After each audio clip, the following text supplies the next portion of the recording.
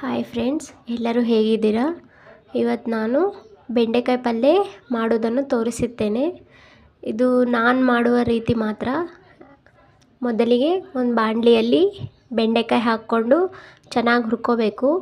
ಒಂದು 2-3 ನಿಮಿಷ ಆದ ನಂತರ ಒಂದು ಸ್ವಲ್ಪ ಎಣ್ಣೆ ಹಾಕ್ಕೊಂಡು ಹುರ್ಕೋಬೇಕು.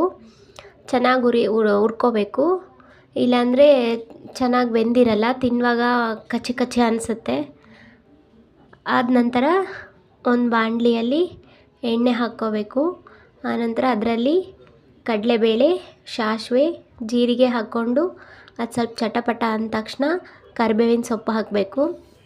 ಅದಾದ ನಂತರ ಈರುಳ್ಳಿ ಹಾಕ್ಕೊಂಡು ಚೆನ್ನಾಗಿ ಬೇಯಿಸ್ಕೋಬೇಕು. ನಾವು ಈರುಳ್ಳಿ ಜಾಸ್ತಿ ತಿನ್ನೋದ್ರಿಂದ ನಾವು ಜಾಸ್ತಿ ಹಾಕ್ಕೋತೀವಿ, ಇಲ್ಲ ಅಂದರೆ ನಿಮಗೆ ಬೇಕಾದಷ್ಟು ಹಾಕ್ಕೋಬೋದು. ಚೆನ್ನಾಗಿ ಈರುಳ್ಳಿ ಬೆಂದ ನಂತರ ಒಂದು ಟೊಮೆಟೊ ಹಾಕ್ಕೋತೀವಿ. ಕೆಲವೊಬ್ಬರು ಟೊಮೆಟೊನ ಹಾಕೋದಿಲ್ಲ, ನಾವು ಹಾಕ್ಕೋತೀವಿ. ಟೊಮೆಟೊ ಈರುಳ್ಳಿ ಎಲ್ಲ ಚೆನ್ನಾಗಿ ಬೆಂದಮೇಲೆ ಅದೆಲ್ಲ ಮೆತ್ತಗೆ ಸಾಫ್ಟ್ ಆದ ತಕ್ಷಣ ಒಂದು ಸ್ವಲ್ಪ ಬೇಯ್ದಾದಮೇಲೆ ಅರಿಶಿನ ಪುಡಿ, ಒಂದು ಸ್ವಲ್ಪ ಹಚ್ಚ ಖಾರದ ಪುಡಿ ಮತ್ತು ಉಪ್ಪು ಹಾಕ್ಕೊಂಡು ಚೆನ್ನಾಗಿ ಮಿಕ್ಸ್ ಮಾಡಿಕೊಂಡು ಒಂದು 2 ನಿಮಿಷ ಹಸಿ ವಾಸನೆ ಹೋಗೋ ತನಕ ಚೆನ್ನಾಗಿ ಬೇಯಿಸ್ಕೋಬೇಕು. ಎಲ್ಲನೂ ಚೆನ್ನಾಗಿ ಹುರ್ಕೋಬೇಕು. ಆದ ನಂತರ ಟೊಮೆಟೊ ಈರುಳ್ಳಿ ಎಲ್ಲ ಸಾಫ್ಟಾಗಿ ಹಸಿ ವಾಸನೆ ಎಲ್ಲ ಹೋದ ತಕ್ಷಣ ಒಂದು 2 ನಿಮಿಷದಲ್ಲಿ ಎಲ್ಲ ಬೆಂದೋಗುತ್ತೆ.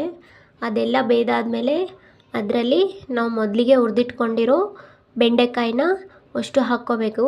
ಅದು ಹಾಕ್ಕೊಂಡ ನಂತರ ತುರಿದಿಟ್ಕೊಂಡಿರೋ ಕೊಬ್ಬರಿ ಪುಡಿ ಹಾಕಿದ್ದೀವಿ, ಅದು ಹಸೆ ಕೊಬ್ಬರಿ, ಅದನ್ನು ಮಿಕ್ಸ್ ಮಾಡಿ ಎಲ್ಲ ಒಟ್ಟಿಗೆ ಮಿಕ್ಸ್ ಮಾಡಿದ ನಂತರ ಒಂದು 2 ನಿಮಿಷ ಅದೇ ಥರ ಕಲಸಿದ್ರೆ ಆಯಿತು. ರುಚಿಕರವಾದ ಬೆಂಡೆಕಾಯಿ ರೆಡಿ ಆಯಿತು.